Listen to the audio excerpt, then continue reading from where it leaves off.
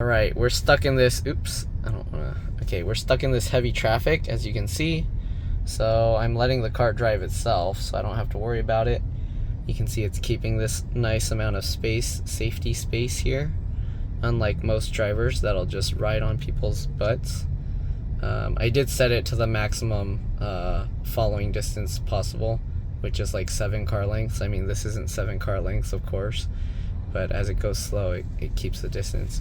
The only thing I noticed with this is, okay, so it still does tell you to put some pressure on the wheel every so often, but the one thing I notice is the driving isn't super smooth. It's a little bit like going and like wavy, so it's not a really smooth drive. It's not like really rough or anything, but it's like accelerates more than I would. Like I would just very gradually accelerate. This thing like speeds up and lets go. So we'll see. I might end up just driving myself just because I feel it's more efficient.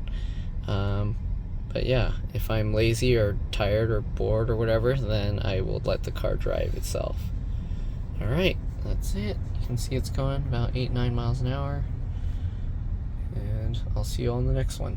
Bye.